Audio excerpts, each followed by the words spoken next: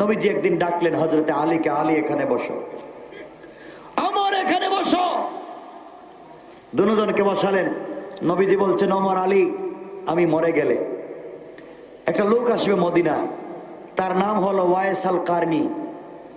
তার নাম ওয়াইস, বড় ইয়ামানের কারন গোত্রে। ওকে ওই পাগলাটা যদি আসে, ও ওমর, তুমি তোমার জন্য দোয়া নিবা। আলী, তোমার জন্য ওয়াইস আল কারনিকে বলবা তোমার জন্য দোয়া করতে। সুবহানাল্লাহ, জোরে বলেন না সুবহানাল্লাহ। ওয়াইস আল কারনি যদি আসে, তাকে বলবা তোমার জন্য দোয়া করতে। এভাবে চলে গেছে দীর্ঘদিন। রাসূল পাক ইন্তেকাল করলেন। একবার হজ্জের মৌসুমে হযরত ওমর হজ্জে গেলেন। হজ্জে যাওয়ার পরে হযরত ওমর বলছেন, শোনো, সমস্ত হাজী সাহেব যারা আছেন দাঁড়ান। গোটা হাজী যারা আছেন সকল দাঁড়িয়ে গেলেন। ওমর বললেন, সবাই বসে যান, শুধু ইয়ামানের মানুষ দাঁড়িয়ে থাকেন। ইয়ামানের মানুষ দাঁড়ালেন, সবাই বসে গেলেন। ওমর বললেন, ইয়ামানের মানুষ বসে যাও, শুধু কারান গোত্রের লোক দাঁড়াও। একটা লোক দাঁড়িয়ে গেল, শুধু একজন। তিনি বললেন, তোমার বাড়ি কই? ওমরের জবাবে লোকটা বলছে, আমার বাড়ি কারনে। ওমর বলছেন, তুমি কি ওয়াইস আল কারনিকে চিনো? যুবকটা বলছে, চিনি তো, ও আমার চাচাতো ভাই। পাগল, আমার চাচাতো ভাই, ও তো পাগল। ওমর বলছেন, ও পাগল না তুই পাগল। ওয়াইস আল কারনি পাগল না তুই পাগল। বল ওয়াইস কোথায় গেছে? আমার ও দেখছি এদিকে যাইতেছে, উটরা খালি করতে, এদিকে গেছে উট নিয়ে। হযরত ওমর আর হযরতে আলী চললেন ওয়াইস আল কারনির খোঁজে। কিছু দূর যাওয়ার পরে দেখেন একটা যুবক জীর্ণ শীর্ণ কাপড় নিয়ে নামাজ পড়তেছে মাঠে, আর কিছু উট রাস্তায় ময়দানে খাচ্ছে, কোথাও যাচ্ছে না। লোকটা নামাজ পড়তেছে। দুইজন লোক যাচ্ছেন দেখে ওয়াইস নামাজ সংক্ষেপ করে দিলেন। নামাজ যখন সংক্ষেপ করে দিলেন, ওমর জিজ্ঞাসা করলেন, তুমি কে? তিনি বলছেন, আমি তো মজদুর, আমি একজন রাখাল। ওমর বলছেন, তোমার নাম কি? যুবকটা বলছে, আনা আব্দুল্লাহ, আমি আল্লাহর গোলাম। ওমর বলছেন, বলো তোমার মা তোমার নাম কি রাখছে? লোকটা বলছে, দেখেন আমি আপনাদেরকে চিনি না, আপনারা আমার ইন্টারভিউ নিচ্ছেন কেন? আপনাদেরকে চিনি না, জানি না আপনারা কারা। আমি এখানে গরু রাখতেছি, উট রাখতেছি, আপনারা কারা? হযরত আলী দাঁড়িয়ে বললেন, যিনি তোমাকে প্রশ্ন করেছেন তিনি খলিফাতুল মুসলিমিন ওমর, আর আমি হচ্ছে হযরতে আলী। ওয়াইস আল কারনি কাঁদতেছেন, বলছেন, বেয়াদবি মাফ করবেন, আমি জীবনে ওমরকে দেখি নাই, এজন্য ভুল হয়ে গেছে। আলী, আপনাকেও দেখি নাই, আমাকে মাফ করে দিন, আপনাদের সঙ্গে বেয়াদবি হয়ে গেছে। হযরত ওমর দাঁড়ায় বলেন, ওয়াইস, তুমি মাফ চাইতে হবে না, তোমার দুইটা হাত উঠে আমাদের জন্য দোয়া করো। সুবহানাল্লাহ বললেন না? ওয়াইস, তুমি আমাদের জন্য দোয়া করো। ওয়াইস বলছেন, বেয়াদবি মাফ করবেন, আপনি খলিফাতুল মুসলিমিন ওমর, আর উনি হচ্ছেন প্রধান বিচারপতি, আমি আপনাদের জন্য দোয়া করব, বুঝতে পারলাম না।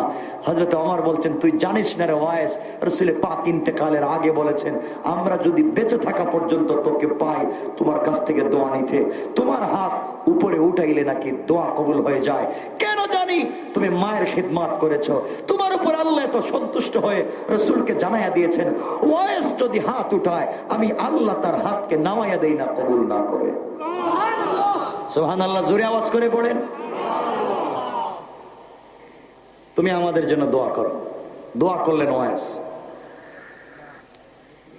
ওয়াইসের কথা বলি, এই ওয়াইস ইন্তেকাল করেছেন। ইন্তেকাল করার পরে সংক্ষেপ করে বলি, কিয়ামতের দিনে আল্লাহ বলবেন, ওয়াইস তুমি জান্নাতে যাও। সুবহানাল্লাহ, তো আসতে বললেন। ওয়াইস তো জান্নাতে চলে যাচ্ছেন। জান্নাতের গেটে যাওয়ার পরে আল্লাহ বলছেন, ওয়াইস দাঁড়াও।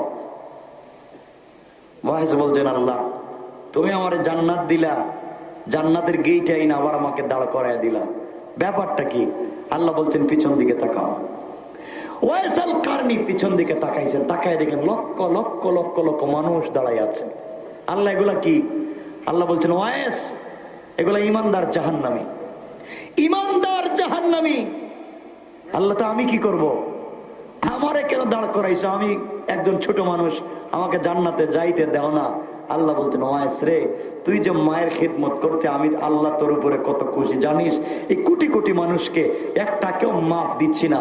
ওয়াইস, তুমি তোমার শাহাদত আঙ্গুলি এই মানুষের দিকে এইভাবে দাও, যার উপরে তোমার আঙ্গুলের ইশারা পড়বে কোটি কোটি মানুষকে তোমার ওসিলায় মাফ করে দিলাম, মাফ করে দিলাম। এক সাহাবীর নাম সাদ আস-সালামি। নাম কি? সাদ। বেলালের মতো কালো, বেলাল যেমন কালো সাদও কালো, ঠোঁট মোটা, পাও ফাড়া, দাঁত বের হয়ে যায়, রেল লাইনের মতো ফাড়া ফাড়া পাও, চোখটা ছোট ছোট, একবারে কালো যাহাকে বলে। এরপরে কৃতদাস গোলাম, বয়স 35। কত? বিয়া করে নাই। কি করে নাই? আচ্ছা কোন তো, চোখ ছোট, পাও ফাড়া, দাঁত বের হয়ে যায়, ঠোঁট মোটা, দেখতে কালো। এই লোকটার কাছে মেয়ে বিয়ে দিবেন? কিছু কথা কয় নাকি? না, দিবেন না। কারণ লোকটার ডাইস ঠিক নাই, ডিজাইন ঠিক নাই, দেখতে সুন্দর নাই, কেউ তার কাছে মেয়ে বিয়ে দিতে চায় না। কিন্তু তিনি নবীজির সাহাবী। না সুবহানাল্লাহ। আগামী বছর কেমন? আরো জোরে বলেন। কালো মানুষ তো কেউ মেয়ে বিয়ে দিতে চায় না। হযরতে সাদ আস-সালামি নবীজির বাড়ি থেকে বাইরে হয়েছেন, বাড়িও নাই, গড়ও নাই, জামা কাপড়ও নাই, ব্যাংক ব্যালেন্সও নাই, দেখতে কালো, শিক্ষা দীক্ষাও নাই, কিচ্ছু নাই। এরপরে বয়স 35, মেয়ে বিয়ে দিবে? রাস্তায় গিয়ে বসে আছে, কাঁদতেছে একা একা। আরে আমার জীবনে বিয়ে শাদিও নাই, জীবনে কি করলাম। কিন্তু রাসূলের সাহাবী একটা মানুষ তো আমার কাছে মেয়ে বিয়ে দেয় না, এভাবে দিন কাটে নাকি? বৈশা বৈশা নিরায় কাঁদতেছে একা একা। এই রাস্তা দিয়ে যাচ্ছেন দিনের নবী, বিশ্ব নবী মুহাম্মদুর রাসূলুল্লাহ। সবাই পড়েন না, একটু চিৎকার করে পড়েন না সাল্লাল্লাহু আলাইহি। নবী যাচ্ছেন বাজারে, আমার নবীজি বাজারে যাচ্ছেন, রাস্তার মধ্যে গিয়ে দেখে কালো সাহাবী সাদ আস-সালামি কান্দে। নবীজি পিছন দিক থেকে দুইটা হাত বাড়াইয়া নিজের পরিচয় না দিয়া চুকে এভাবে চাপ দিয়া ধরছে। নবীজি কেমন বিনোদন করতেন দেখেন। আর নবীজির সঙ্গে ভালোবাসা থাকলে কেমন সম্মান বেড়ে যায়।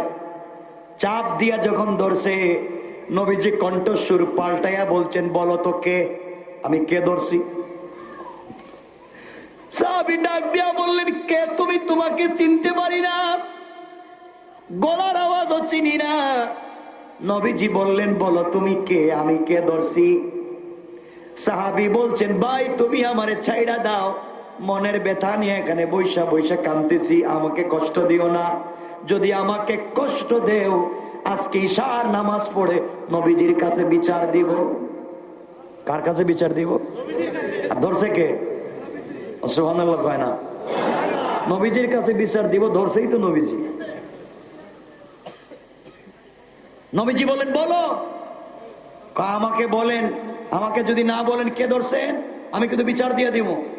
নবীজি হাতটা, এত নরম শরীর, এটা তো বিশ্ব নবীর ছাড়ার কারণ, হাত দিয়ে পিছন দিকে ধরে রাখো, ধরছি। আপনি পরিচয় দেন না। না, আপনি তো বিশ্ব নবী। সুবহানাল্লাহ কান চিনা ফেলাইছিস না? ধরছি। এতক্ষণ আপনি ধরছেন, এখন আমি ধরছি। নবীজি বললেন, ছাইনা দেখো, ছাড়ুন না। ও কেন? ইয়া রাসূলুল্লাহ, আপনার বুকটা আমার পিঠে লাগাইছেন না, একটু জোরে একটা চাপ দেন না। আপনার বুকটা আমার পিঠের সঙ্গে লাগাইয়া দেন। আপনার বুকটা যদি আমার পিঠে লাগা যায়, আল্লাহর কসম, এই পিঠকে আল্লাহ জাহান্নামের আগুন দিয়ে জ্বালাবে না, জ্বালাবে না। নবীজি চাপ দিয়ে ছাইড়া দিলেন। নবীজি বলেন, কি রে কান্দিস কেন? বাড়িতে যাস না? হুজুর আমার কি বাড়ি আছে নাকি? আমি আপনার বাড়িতে ঘুমাই।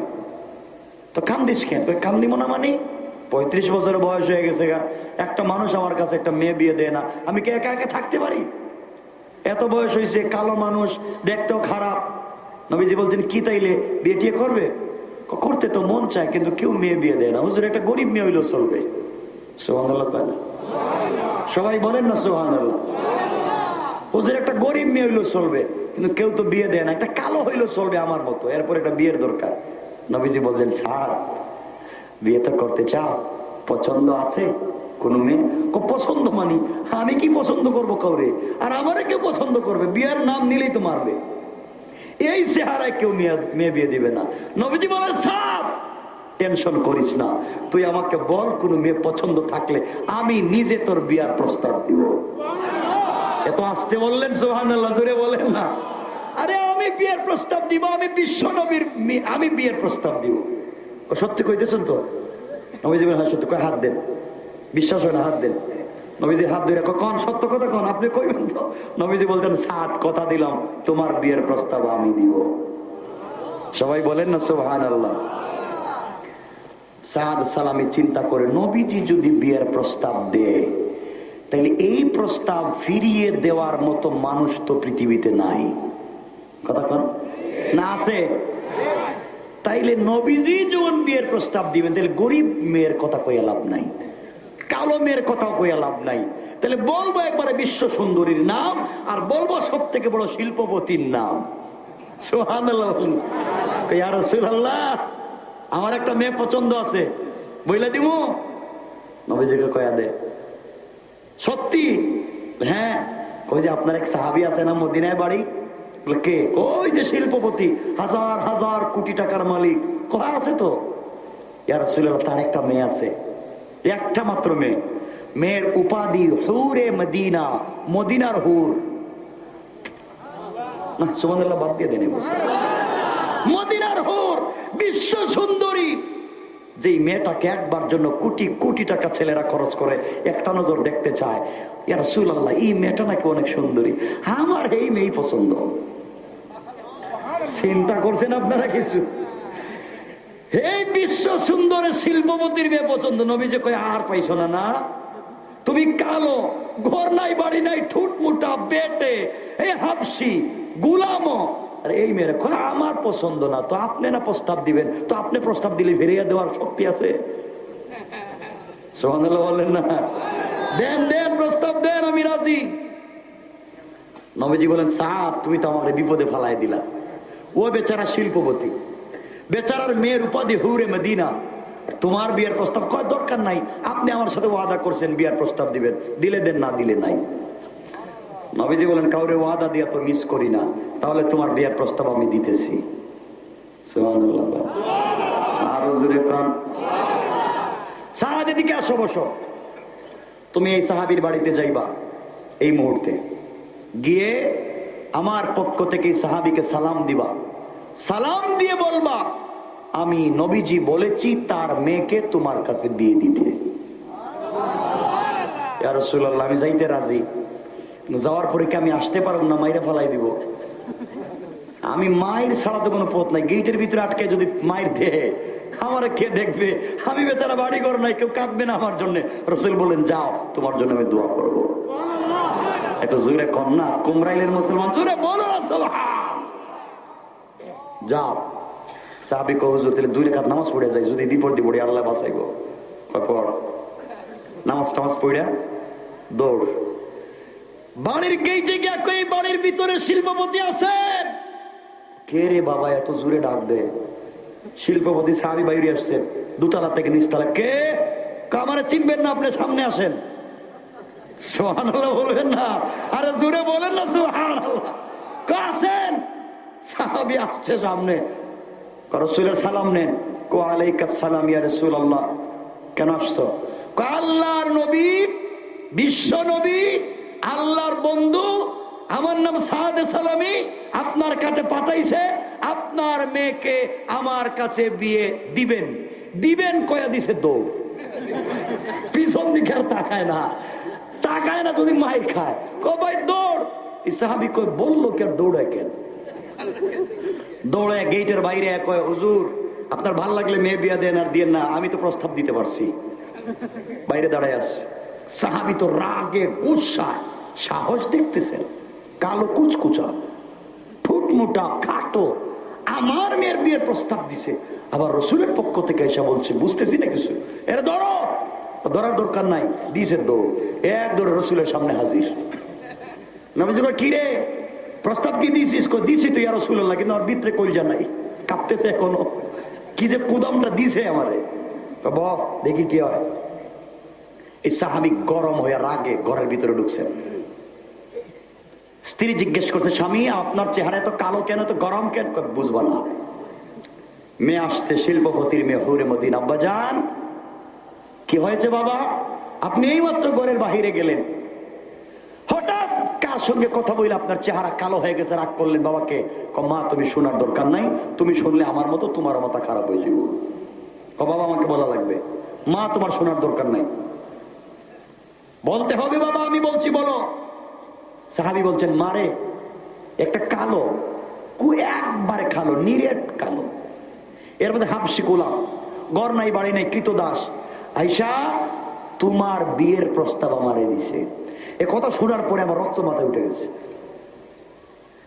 মেয়েটা বলছে, আব্বা জান এটা জানি, আমি শুনেছি ছেলেটা বিয়ের প্রস্তাব দিয়েছে, তোমার রাগ এটারই কথা, কিন্তু বাবা আমি জানতে চাই ছেলেটা কি তার পক্ষ থেকে এসে তোমাকে বিয়ের প্রস্তাব দিয়েছে, না আমার নবীর পক্ষ থেকে আসছে?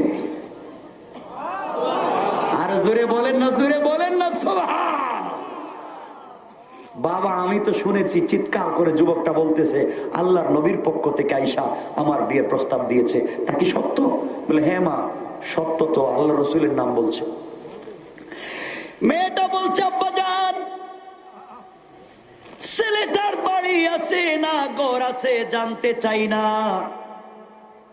কালো না দল শুনতে চাই না, হাবশি গোলাম না মালিক তাও আমি জানতে চাই না, যেই লোকটাকে আমার নবী প্রস্তাব দিয়ে পাঠিয়ে দিয়েছেন আমার বিশ্বাস এত সাহাবীদের মধ্যে আমার নবী এই ছেলেটাকে মন থেকে ভালোবাসে।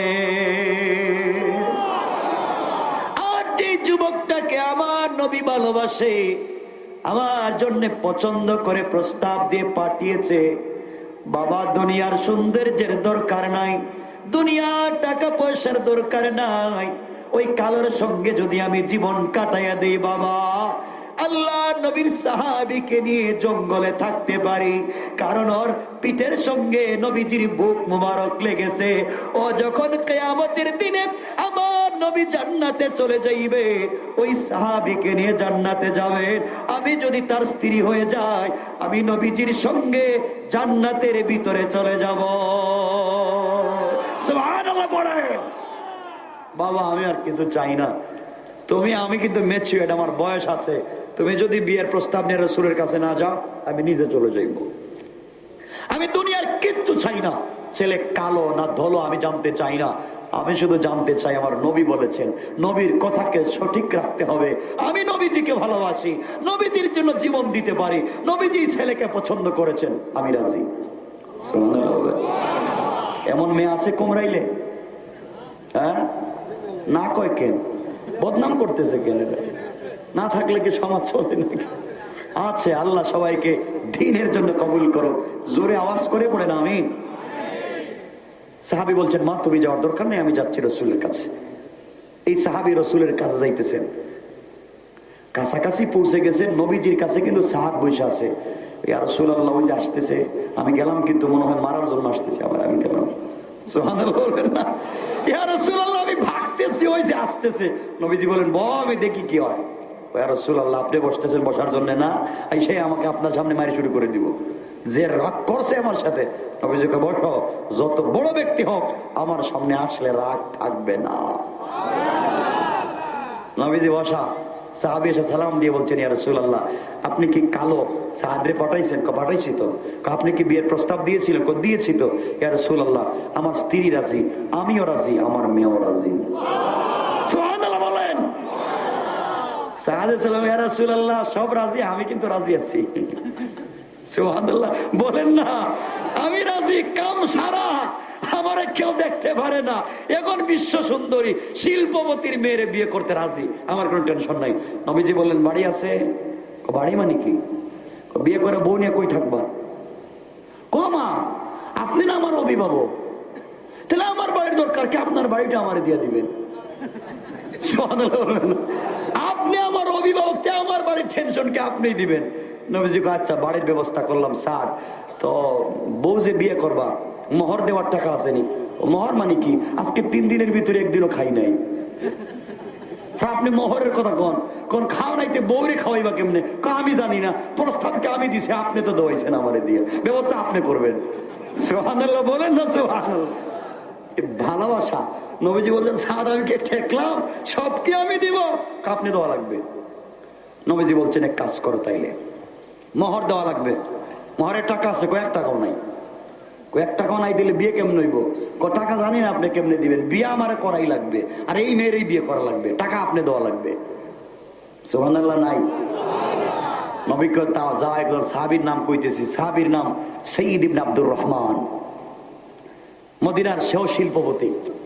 তার কাছে গিয়ে বলবা আমি নবীজি বলেছি 200 দিরহাম তোমাকে দেওয়ার জন্য। গেছে গিয়া বলছে ভাই নবীজি বলছেন 200 টাকা আমারে দিতে। উনি বলছেন নবীজি 200 টাকার কথা বলছেন, কম তো দেওয়া যায় না। তিনি আরো বাড়াইয়া দিলেন। সুরে বলেন না সুবহানাল্লাহ। 200 টাকা নিয়ে আসছে। ইয়া রাসূলুল্লাহ 200 টাকা। 200 টাকা মোহর হবে না, আরো 200 টাকা লাগবে। কখন কার কাছে যাইবো? আমার 2 মেয়ের জামাই, 2 মেয়ের জামাই, যাকে দেখলে আসমানের ফেরেশতারা লজ্জা পায়, যে রাস্তা দিয়ে হেঁটে গেলে আল্লাহ মুস্কি হাসেন, হযরত ওসমানের কাছে গিয়ে আমার নাম বলে বলবো 200 টাকা দেওয়ার জন্য। তিনি গিয়ে বলছেন ভাই ওসমান, আল্লাহ রাসূল আমাকে বলছেন আমাকে 200 টাকা দেওয়ার জন্য। এই কথা বলার পরে হযরত ওসমান বলছেন নবীজি পাঠাইছেন 200 টাকার জন্য, আমি বাড়াইয়া দিলাম। যাও। কত হইছে? কত হইছে? ইয়া রাসূলুল্লাহ নেন 400 টাকা। নবীজি বলেন এই 400 টাকা তুমি মোহর দিয়া দাও। মোহর হয়ে গেছে। ইয়া রাসূলুল্লাহ এখন মোহর তো হয়ে গেছে, ঘর তো আপনার আছে, তাহলে বিয়েটা পড়াইয়া দেন না। নবীজি বলছেন এত তাড়াতাড়ি না, বউ আনতে গেলে জুতা লাগবে, কাপড় লাগবে, সোনো লাগবে, পাউডার লাগবে, ক্রিম লাগবে। লাগবে না? কিছু কয় না দেখি এরা, লাগবে না? আরো টাকা লাগবে। আরো টাকা মানে কি? কাপড় চোপড় আমার নাই, আমার দ্বারা হবে না। নবীজি বলছেন ও স্যার আরো টাকা লাগবে, বউটাই আনতে গেলে টাকার দরকার। এখন টাকা পাবো কোথায়? নবীজি বলতেন সাদ রে, এতক্ষণ ধনী সাহাবীদের কাছে পাঠাইছি, এখন একজন বরকতি সাহাবীর কাছে পাঠাইতেছি। বরকত, গরিব কিন্তু টাকার মধ্যে বহুত বরকত। তার কাছে গিয়ে আমার নাম বলবা, আর বইলা বলবা 200 টাকা দিতে। ইয়া রাসূলুল্লাহ কার কাছে? নবীজি বলেন আমার গরিব সাহাবী, আমার মেয়ে ফাতেমার জামাই আলী। যাও আলীর কাছে গিয়ে বলবা আমি বলছি 200 টাকা দিতে। হযরতে সাদ আলীর কাছে গেছে 200 টাকার জন্য। এখন আলী কেমন গরিব এই কথা তো বললে রাত্র শেষ হয়ে যাইব, বলার দরকার নেই। এজন্য সামনের দিকে আর লম্বা করা যাবে না ভাই। 11:30 কষ্ট হচ্ছে না আপনাদের? না কয় কষ্ট হয় না। আমার বন্ধুগণ শুনেন, হযরতে আলীর কাছে গিয়ে বলছে ইয়ার আলী আমাকে 200 টাকা দাও। আলী তো কেমন গরিব বললে তো রাত্র শেষ। আলীর গরিবই বাদ দিলাম, শুধু 200 টাকা নিয়ে আসছে। 200 টাকা নিয়ে এসে বলছে ইয়া রাসূলুল্লাহ 200 টাকা নেন। নেন 200। নবীজি বলছেন আমার দরকার নেই, 200 টাকা নিয়ে বাজারে যাও। বাজারে কাপড় কিনবা, স্ত্রীর যা যা লাগে জুতা মোজা সব কিনে আগামীকালকে বউ উঠাইয়া তোমার বাড়িতে নিয়ে যাইবা। থ্যাংক ইউ, আমি রাজি। এখন আল্লাহ নবীর প্রিয় সাহাবী হযরতে সাদ আস-সালামি বাজারে গিয়েছেন, 200 টাকা নিয়ে কাপড় ক্রয় করবেন, স্ত্রীকে উঠায় আনবেন। এমন সময় সাদ শুনে বাজারের ভিতরে কে বলতেছে, কে আছো? মদিনার বাজারের ভিতরে আশিক রাসূল।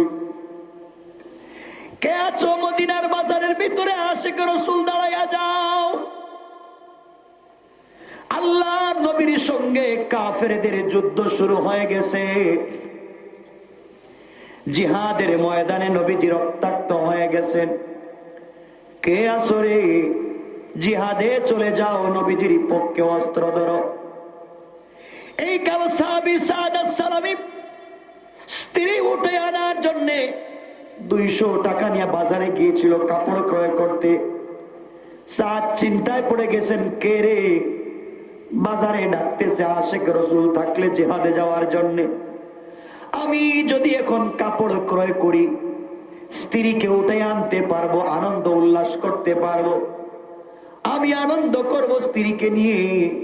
এদিকে জিহাদের ময়দানে আমার নবীর রক্ত ঝরবে, আমি আশিক রাসূল হতে পারবো না, কিয়ামতের দিনে আল্লাহর সামনে দাঁড়াতে পারবো না। না রে না, আমার বিয়ে করার দরকার নাই, এমন বিয়ের দরকার নাই, এমন আনন্দের দরকার নাই যে আনন্দ আমার নবীর জন্য রক্ত জোরে শরীরে হতে পারে না। কেমন ভালোবাসা নবীজির জন্য তাদের দেখে। ওই সাহাবী 200 টাকা দিয়ে আর কাপড় ক্রয় করলেন না। আমি আশিক রাসূল হতে চাই, নবীজিকে ভালোবাসতে চাই, কিয়ামতের দিনে নবীজির সঙ্গে জান্নাতে যেতে চাই। বাজারে গিয়ে 100 টাকা দিয়ে একটা গুড়া ক্রয় করলেন, 50 টাকা দিয়ে একটা কাপড় ক্রয় করলেন, বুরকার কাপড় কালো, আরো 50 টাকা দিয়ে একটা তরবারি ক্রয় করলেন, গুড়ার পিঠে সওয়ার হলেন, কালো কাপড় দিয়ে মাথা থেকে পা পর্যন্ত ডেকে হাতে তরবার নিলেন, আর বললেন আল্লাহ, আল্লাহর রাসূলের সঙ্গে জিহাদ শুরু হয়েছে, আমি স্ত্রীকে উঠায় আনার চিন্তা বাদ দিলাম। আশিক রাসূল পরিচয় দেওয়ার জন্য জিহাদের ময়দানে চলে যায়। আল্লাহ, আমি যদি শহীদ হয়ে যাই, আশিক রাসূলের পরিচয় দিয়া যদি মরে যাই, কিয়ামতের দিনে আমি যখন রক্তাক্ত শরীর নিয়ে নবীজির সামনে দাঁড়াবো, নবীজি বলবেন সাদ রে, স্ত্রী উঠে আনার জন্য পাঠাইলাম, আজকে শরীর রক্তাক্ত কেন? আমি বলবো ইয়া রাসূলুল্লাহ, একমাত্র আপনাকে ভালোবেসে জিহাদের ময়দানে এসে শহীদ হয়ে গিয়েছি। আমার বিশ্বাস, আমার নবী আমাকে বুকের সঙ্গে জড়াইয়া নবীজি যেই জান্নাতে যাবে, ওই জান্নাতে আমাকে না নিয়ে যাবে না।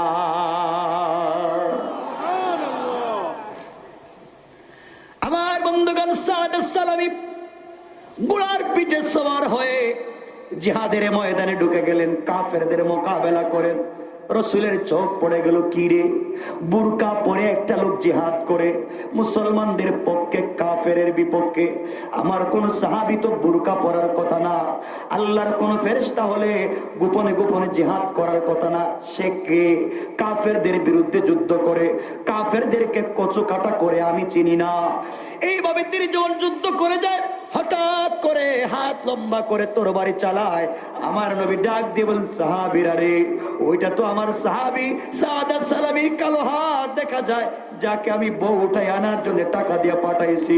হাতটা তো দেখা যায় বড় কালো, কালো হাত আমার সাদের হাত ছাড়া কারো হাত না। ও কেমনে জিহাদে আসলো? কে রে? জিহাদ শেষ হয়ে গেল, খুঁজে দেখো সাদ আসেনি। লম্বা ঘটনা বন্ধুগণ। যুদ্ধ যখন শেষ হয়ে গেল, মুসলমান কারা শহীদ হয়েছেন, কারা আহত হয়েছেন, সবার যখন খবর নেওয়া হচ্ছে, 2জন সাহাবী দৌড়ে গিয়ে দেখে বুরকায় আবৃত করা একটা লোকের শরীর থেকে রক্ত ঝরতেছে, মুখ থেকে কাপড় সরাইয়া দেওয়া হয়েছে। তাকায়া দেখা যায় নবীজির সাহাবী সাদ কাপড়টা খুইলা 2জন উঠাইয়া নবীজির সামনে হাজির করছে। মাথা থেকে রক্ত জোরে, পা থেকে রক্ত জোরে, টান দিয়ে কথা বলতে পারে না। নবীজি তার কপালে চুম্বন করে বলছেন, সাদ রে, তোকে না স্ত্রী উঠে আনার জন্য পাঠাইলাম, তুই কেমনে জিহাদের ময়দানে আসলে, কেমনে শহীদের জন্য আজ এত রক্ত চলে যায়? সাদ ডেকে ডেকে বলে, ইয়া রাসূলুল্লাহ, কথা টান দিয়া বলতে পারি না, আমার গলা আটকে যায়। ওগো পয়গম্বর, আমি বাজারে গিয়েছিলাম, কাপড় ক্রয় করার জন্য গিয়েছিলাম, কে যেন ঘোষণা করেছে আপনি নাকি রক্তাক্ত হয়ে যাচ্ছেন জিহাদের ময়দানে। আমি এমন আশিক রাসূল না, স্ত্রীকে নিয়ে আনন্দ করব, আপনি জিহাদের ময়দানে রক্তাক্ত থাকবেন। আল্লাহর পয়গম্বর 100 টাকা দিয়ে গুড়া ক্রয় করেছি, 50 টাকা দিয়ে তরবারি ক্রয় করেছি, 50 টাকা দিয়ে কাপড় ক্রয় করে জিহাদের ময়দানে এসেছি। নবীজি বললেন, সব ঠিক আছে, মানলাম, বুরকার কাপড় পরেছো কেন? কালো কাপড়ে পরে জিহাদের ময়দানে আসছো কেন?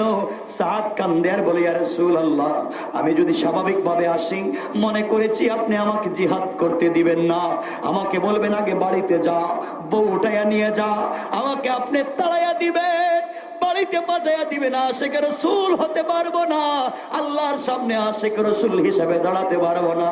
আপনি যেন চিনতে না পারেন, এই জন্য বুরকার কাপড় লাগাইয়া জিহাদের ময়দানে হাজির হয়ে গেছে। কোন সুবহানাল্লাহ। এবার নবীজি বললেন, সাদ রে, এখন তো তুমি শহীদ হয়ে যাইবা, নির্ঘাত তুমি বাঁচবা না। সাদ বলেন, ইয়া রাসূলুল্লাহ, মরে তো যাব জানি, কিন্তু আপনার কাছ থেকে একটা খবর নিতে চাই। আপনি না আমার বিয়ে পড়াইয়া দিয়েছিলেন, পয়গম্বরে আরবি শুধুমাত্র কেবলমাত্র আপনার প্রেমে পাগল হয়ে জিহাদের ময়দানে এসে শহীদ হয়ে যাচ্ছি। আল্লাহর পয়গম্বর বলেন না, হাতটা বাড়াইয়া দেন, একবার বলেন না, যে নবীর জন্য দুনিয়ায় জীবন দিলাম, কিয়ামতের দিনে কি আমি আপনাকে পাবো? আপনাকে আমাকে হাউজে কাউসারের পানি পান করাবেন, আপনি কি আমাকে জান্নাতে নিয়ে যাবেন? নবীজি জড়াইয়া ধরলেন আর বলেন, সাদ রে, চিন্তা করিস না, চিন্তা করিস না, আমি বিশ্ব নবী কথা দিলাম, কিয়ামতের দিনে আল্লাহ হিসাবের পরে আমাকে যেই জান্নাতে দিবে রে সাদ, তোমার মতো পাগলা সাহাবীকে আমার সঙ্গে নিয়ে যাব। আমার বন্ধুগণ, সাদ এবার বলতেছেন, ইয়া রাসূলুল্লাহ, আমি যদি শহীদ হয়ে যাই, আমি আর কিছুই জানতে চাই না। জানাজার নামাজ আবু বকরকে দিয়ে পড়াইয়েন না, ওমরকে দিয়ে পড়াইয়েন না, কোন বড় সাহাবীকে দিয়ে জানাজার নামাজটা পড়াইয়েন না। আপনি কি আমার জানাজার নামাজটা পড়াইবেন? আপনি কি আমার লাশের সামনে দাঁড়াবেন? আল্লাহর পয়গম্বর আপনি দাঁড়াইয়া এক ফোঁটা চোখের পানি যদি ছেড়ে দেন, আমি তো জান্নাতি হয়ে যাব। নবীজিকে ডাক দিয়ে বলছেন, পয়গম্বরে আরবি, আমার নাকে জান্নাতের ঘ্রাণ পাচ্ছি, মনে হয় বাঁচব না। নবীজি হাত দিয়া বললেন, সাদ, কথা দিলাম, তোমার জানাজার ইমামতি আমি করব, শুধু ওই জায়গায় তোমাকে শেষ করে দিব তা না, আমি নবীজি তোমাকে কুলে করে কবরে শুয়াইয়া দেওয়ার জিম্মাদার। আল্লাহু আকবার! কেমন জীবন তাদের ছিল। হযরত সাদ ইন্তেকাল করলেন। লম্বা কথা সংক্ষেপ করে বলি রে মুসলমান, ইন্তেকাল করবার পর নবীজি কাঁদলেন, দীর্ঘ সময় পর্যন্ত কান্না করলেন। আল্লাহ মানুষকে আমাকে এভাবে ভালোবাসে, জীবন যৌবনকে চেঞ্জ করে দিয়েছে আমার জন্য। আল্লাহ আমার পাগলা সাদকে কিয়ামতের দিন আমি ভুলে যাব না। আমার নবীজি নিজেই জানাজার ইমামতি করলেন। বন্ধুগণ শুনেন, সাহাবায়ে কেরাম দেখেন নবীজি ইমামতি কইরা হাঁটতেছেন, কিয়ামতের মাঠে হাঁটতেছেন, দুই পায়ের উপরে ভর দিয়ে হাঁটতেছেন, দুই পায়ের উপরে এভাবে ভর দিয়ে দিয়ে হাঁটতেছেন, পুরা পা মাটিতে লাগাইয়া হাঁটে না। হযরত ওমর বললেন, ইয়া রাসূলুল্লাহ, আপনি এই জিহাদের ময়দানে দুই পা মাটিতে লাগাইয়া হাঁটেন না কেন? পায়ে কি কোনো ব্যথা পেয়েছেন? কোমরে কি কোনো ব্যথা পেয়েছেন? কোন কাফের কি আপনাকে আঘাত করেছে? দুইটা পা কেন জমিনে লাগাইয়া আপনি হাঁটেন না? আমার নবী ওমরকে ডেকে বলছেন, ওমর, তুই জানিস না, তুই দেখিস না, তুই বুঝবে না, আমার সাদের উপরে আমার আল্লাহ খুশি হইয়া আসমান থেকে তার জানাজার নামাজের জন্য লক্ষ লক্ষ রহমতের ফেরেশতা জমিনে পাঠাইয়া দিয়েছে। আমি দুইটা পা জমিনে রাখবো, এতটুকুন জায়গা এই জমিনে আর খালি না। আমার বন্ধুগণ, বিশ্ব নবী হযরতে সাদকে কুলে করে কবরে শোয়ালেন আর আল্লাহকে বলেন, আল্লাহ, সাদ তো এতক্ষণ ছিল আমার জিম্মাদারিতে, এখন তোমার হাওয়ালা করে দিলাম। হযরত ওমর, আবু বকর কবরের উপরে কান্না করে বলে, সাদ রে, তুই হাবশি গোলাম হতে পারিস, কৃতদাস হতে পারিস, দুনিয়ায় তোর কোনো সম্মান না থাকতে পারে, আজকে তোর লাশ না হয়ে যদি আমার লাশ হইতো, কিন্তু আমাদের লাশকে তো নবীজি কুলে করে উঠাবেন না, তোর লাশকে যেই নবী কুলে করে উঠাইয়া কবরে রাখছে, তোর কপাল তো ভালো রে ভালো। আল্লাহ জানাইয়া দিলেন, বন্ধুরে, তোমার আর কান্না করা লাগবে না, তোমার জিম্মাদারিতে আমার জিম্মাদারিতে পৌঁছাইয়া দিয়েছো, কিয়ামতের দিনে ওই সাদকে আমি তোমার সঙ্গে পরিচয় করাইয়া দিব। কি জিন্দেগি, কি জিন্দেগি তারা গঠন করেছেন নবীজিকে ভালোবেসে। আমার বন্ধুগণ, এই ভালোবাসা আমরা কি পারবো? কথা বলেন না, পারবো কি পারবো না? পারবো। আমার বন্ধুগণ, এভাবে যদি আমরা ভালোবাসতে পারি, আর রাসূল তো আমাদেরকে ভালোবাসাই দিয়েছেন, যেই নবী আমাদেরকে ভালোবাসেন, যেই নবীকে আমরা ভালোবাসি, এই নবীজি এখন আছেন কই? কথা কয় না, কয় মদিনায়। এতক্ষণ কি ওয়াজ করলাম, কই নবীজিরে না সিদরাতুল মুনতাহায় রাখছিলাম? ভুলে গেছে কেমন এরা? নবীজি কোথায়? সিদরাতুল মুনতাহায় রাখছিলাম না? নবীজি আরশে আজিমে যাওয়ার কথা না? এখন আছেন কোথায়? সিদরাতুল মুনতাহায় থাকুক, আরশে আজিমে যাওয়ার দরকার নেই, ঠিক আছে না?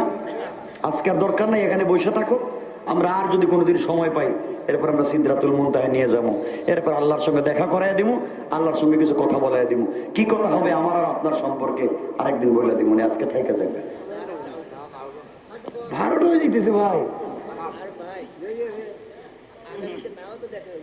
মরে যাই মুখে আমি না। আরে না, করোনা কিছু হবে না ইনশাআল্লাহ। কষ্ট হচ্ছে না আপনাদের? একটু হাত উঠে দেখেন কার কার কষ্ট হচ্ছে। ওরে আরো হইতেছে, দেখা যায় বেশি।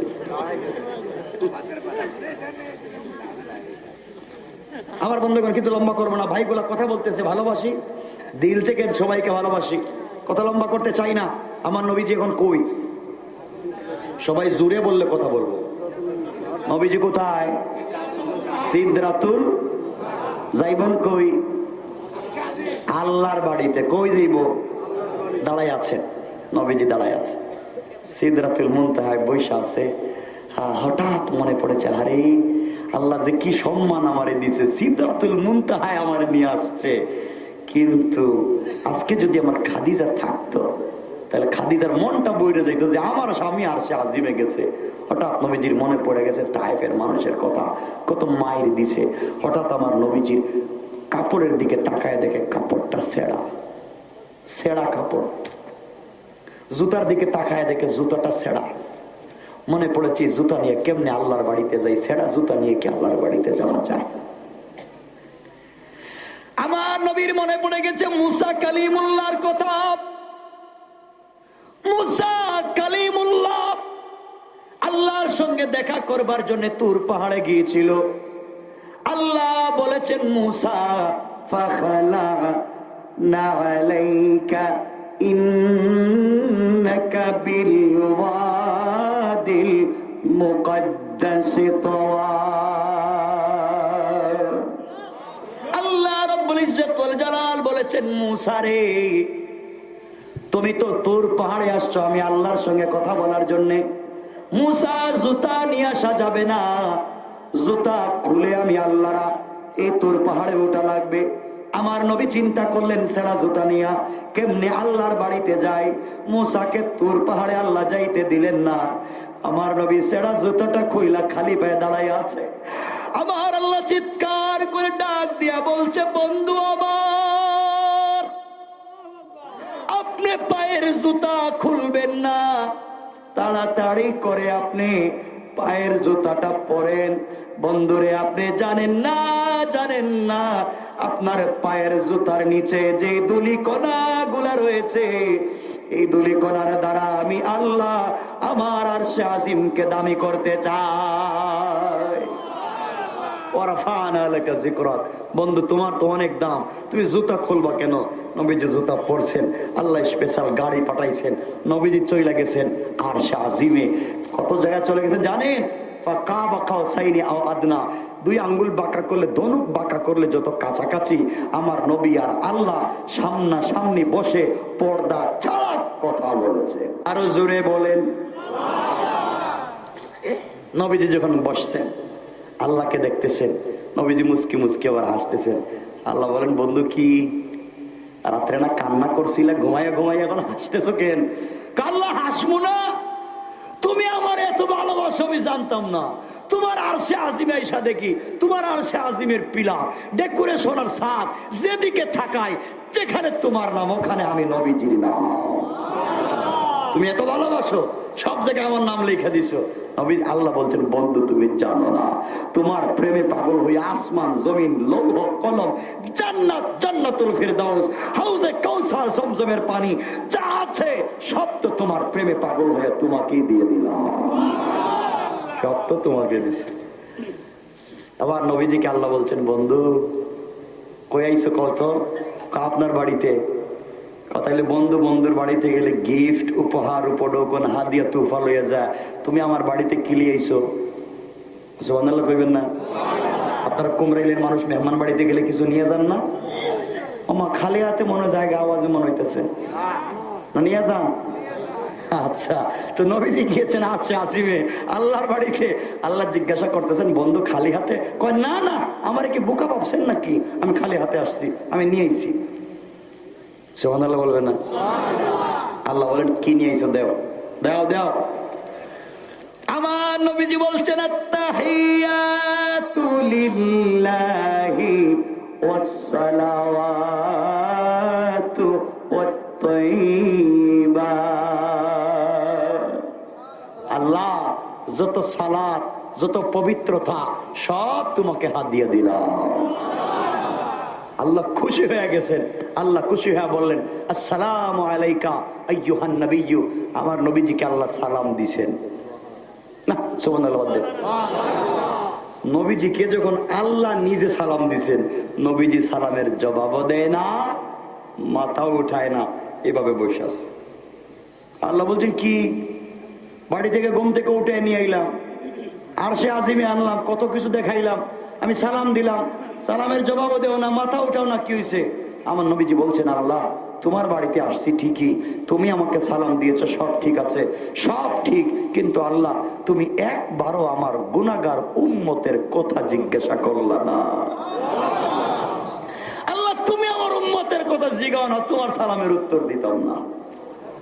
আল্লাহ তো কষ্ট হয়ে গেছে, আরে তুমি উম্মতকে তো ভালোবাসো।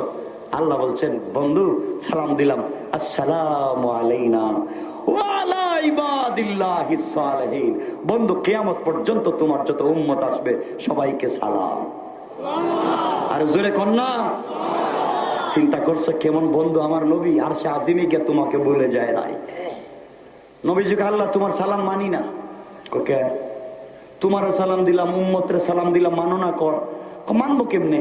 তুমি আমার সরাসরি সালাম দিলা, আর আমার উম্মত হে বোয়ালমারির কুমরাইলে বসে বসে ওয়াজ শুনতেছে, তুমি তাদেরকে কই সালাম দিলা? তারা তো তোমার সালাম শুনে নাই, দেখে নাই, আমি সরাসরি সালাম দিতে হইব। সুবহানাল্লাহ। তুমি আমারে যেভাবে সরাসরি দিছো আমার উম্মতরে দেওয়া লাগবে। আল্লাহকে আমি কি বাইরে বাড়ি গিয়ে সালাম দিব নাকি? আমি জানি না কেমনে দিবেন, আমি মানি না, আমার উম্মতরে সরাসরি সালাম দেওয়া লাগবে, এই সালামে মানি না। আর সে আজিমে দিছো, আমি শুনছি, উম্মত তো শুনে নাই। কেমন নবী পাইছেন বুঝলেন না? আল্লাহকে বন্ধু তাইলে কেমনে সালাম দিব? জানি না, আপনি দেন, এরপর আমি জবাব দিব। আল্লাহ বললেন বন্ধু তাহলে শুনো, তোমার কথা রাখলাম, তোমার উম্মতেরা যেই দিন জান্নাতে যাবে, দারুস সালামে আসবে, হিসাব নিকাশের পরে ওই দিন তোমার উম্মতদেরকে বসবার জন্য জান্নাতে আমি একটা চেয়ার দিব। এই চেয়ার হীরা জবরজত ইয়াকুত পাথর দিয়ে তৈরি করা, এক একটা চেয়ার জমিন থেকে আকাশ পর্যন্ত উঁচা। এই চেয়ারে তোমার উম্মতেরা বসে থাকবে, আর আমি আল্লাহ ওই সময় জান্নাতের পর্দা সরাইয়া তোমার উম্মত থাকবে বসা, আর আমি আল্লাহ দাঁড়াইয়া দাঁড়াইয়া তোমার উম্মতকে সালাম দিব। কোন সুবহানাল্লাহ। নবকে বুঝছি সালাম দিবেন, কিন্তু আমি কেমনে, প্রমাণ কি? সুবহানাল্লাহ কইবেন না? প্রমাণ দেন, প্রমাণ। আমার আল্লাহ এবার প্রমাণ দিতে কোরআনের আয়াত নাযিল করে বললেন তাহিয়াতুহুম ইয়াওমা ইয়ালকানাহু সালাম। আল্লাহ রাব্বুল ইজ্জাতুল জালাল বললেন গোলামেরা তোমাদেরকে হিসাবের পরে যেদিন জান্নাতে ঢোকায় দিব দারুস সালামে, ওই দিন তোমরা থাকবে বসা, আমি থাকবো দাঁড়ানো, আর আমি আল্লাহ দাঁড়াইয়া তোমাদেরকে সালাম দিব। কোন সুবহানাল্লাহ। ও এবার হইছে আমার উম্মতরে সরাসরি দেওয়া লাগবে। দেখছেন কেমন নবী? কথাবার্তা হচ্ছে, কষ্ট হচ্ছে আপনাদের? কথাবার্তা হচ্ছে। আল্লাহ বলতেছেন বন্ধু আর কিছু ফাতেমার জন্য কিছু নিবা? কয় না। আলীর জন্য কিছু নিবা? কয় না। তাহলে কার জন্য? আল্লাহ কিছু দিলে আমার উম্মতরে দেও, কিছু দিলে আমার উম্মত ছাড়া আর কিছু নাই। তো এই জায়গায় কত জিনিস আছে। কি দিচ্ছেন আল্লাহ জানেন? বলছেন বন্ধু তোমার আর আমার মধ্যে পার্সোনাল সম্পর্ক হবে, কন্টাক্ট হবে তোমার আর আমার মধ্যে, কেউ জানবে না।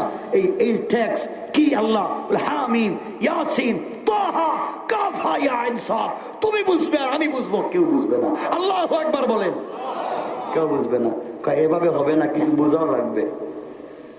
আল্লাহ বলেন বন্ধু তাহলে কি চাও? আল্লাহ আমার একটা দোয়া শিখাও। দোয়া এমন একটা দোয়া শিক্ষা দিবা যে দোয়া দুনিয়ায় গিয়ে করলে আমার একটা উম্মতরে তুমি জাহান্নামে নিতে পারবা না। চিন্তা করেন এক নবীর কথা। আমার তো আশ্চর্য লাগে নবীকে কেমনে ভুলে যাও। আমি আগেই শুরুতে বলেছিলাম আজকে এক বন্ধুর কথা বলবো, যে বন্ধু তোমাকে কোনোদিন ভুলে যায় নাই। দেখো তোমার বন্ধু দুনিয়ায় ভুলে না, আর সে আসিমে গিয়েও ভুলে যায় না। আরে এমন একজন বন্ধু কবরে রাখবার করে চলে আসলাম, নবীজিকে যখন ইন্তেকাল করলেন কবরে রাখা হয়েছে, শোয়ে দেওয়া হয়েছে। হযরত আলী বলেন নবীজিকে আর জিন্দেগিতে দেখবো না, জীবনের শেষবার নবীজির রওজায় গিয়া কবরে ডুইকা নবীজির কপালে একটা চুম্বন করি। হযরত আলী কবরে ঢুকলেন, নবীজির মুখ থেকে কাপড় মুবারক সরালেন, ছড়াইয়া দেখে কবরের ভিতরে নবীজির ঠোঁট মুবারক নড়তেছে। আলী তার কানটা নবীজির ঠোঁটের কাছে নিয়েছে, শুনে আমার নবী কবরে শুয়ে বলতেছেন আল্লাহুম্মা উম্মতি, আল্লাহুম্মা উম্মতি, আল্লাহুম্মা উম্মতি। আল্লাহ আমি তো কবরে, আমার উম্মতের কি হবে? এমন বন্ধু, এই বন্ধুর কথা শোনো আমার বন্ধুগণ। আল্লাহ রাসূল আরশে আজিমে আল্লাহ বলছেন বন্ধু দোয়া শিখামু, একটা দোয়া শিখাও না, আমার উম্মতের জন্য দোয়া করে দেবো। আল্লাহ কয় যাও, একটা দোয়া শিখাইলাম, নেও, এই দোয়া করলে তোমার একটা উম্মত জাহান্নামে যাবে না। নবীজি দোয়া নিয়া আল্লাহর কয় আপনি কি আমার বোকা পাইছেন? ওকে কিসে? এই দোয়া কিন্তু আমি দুনিয়ায় করব না। কেন? সকল নবীদের কথা এক একটা দোয়া শিখাইছি, এরা তো দুনিয়ায় উম্মতের জন্য দোয়া করছে, আর তুমি বলছো করবা না, ব্যাপারটা কি? কি মনে করছেন বোকা আমি? দুনিয়া দোয়া করব না, আজকে গিয়ে দুনিয়া দোয়া করব। আমার মরার হাজার হাজার বছর পরে আমার উম্মতেরা কুমরাইলে আইসা ওয়াজ শুনবে বৈশা বৈশা, হেরা আমার দোয়ার ভিতরে কেমনে ঢুকবে? আমি দোয়া করব না, দোয়াকে রিজার্ভ রাইখা দিব। কিয়ামতের দিনে জাহান্নামের গেটে দাঁড়াইয়া আমি তোমার এই দোয়া করব, আমার তোমার জাতে পাকের কসম, এই দোয়া করার পরে আমার একটা উম্মতকে জাহান্নামে দিতে পারবা না, পারবা না। দোয়া করব জাহান্নামের গেটে, তুমি একটা উম্মতকে জাহান্নামে দিতে পারবা না। আল্লাহ বলে বন্ধু তুমি বড় উম্মতের চালাক। আমার বন্ধুগণ আসুন, এই আল্লাহর সঙ্গে আমার নবীর কথা হচ্ছে, লম্বা কথা চলতেছে, আরো অনেক গুরুত্বপূর্ণ কথা আছে, কথা চলতে থাকুক, আমাদের আলোচনা এখানে থাকুক। কথা শুনে না আর বাড়াবেন, এখানে থাকুক। আর একটা মানুষের ছেলে নাই, মেয়ে নাই, মা নাই, বাবা নাই, দাদা নাই, চাচা নাই, বউ নাই, এত কষ্ট করার পরে আরশে আজিমে গেছেন, তায়েফের মানুষ মারছে, একটু কথাবার্তা আল্লাহর সাথে বলুক, এরপরে নামাইয়ান মনে থাকুক। আজকে বহুত কথা কইছে, থাকুক, থাকেন আপনি এখানে থাকেন, আমরা ইনশাল্লাহ আগামীতে আপনার নামাইয়া আবার আইনে কুমরাইলি নিয়ে আসবো, ঠিক আছে? ভাই ভাই ভাই অনেক দূরে যাবো কিন্তু, শুনেন শুনেন না কথা কয়টা হয়েছে দেখছেন? 12টা। সুন্দর হয়েছে। আরে আল্লাহ, শুনেন শুনেন শুনেন, আরে আজকে এখানে থাকো, আমি কথা দিলাম, এই যে ভাইগুলো, এই যে ভাইগুলো, এই সবগুলোর আমি দিল থেকে ভালোবাসি। শুনেন, দিল থেকে ভালোবাসি, ভালোবাসাটাকে রাখেন, আপনারা রাখেন, রাখবেন না? রাখেন, আবার আসবো, দাওয়াত না দিলে আসবো না।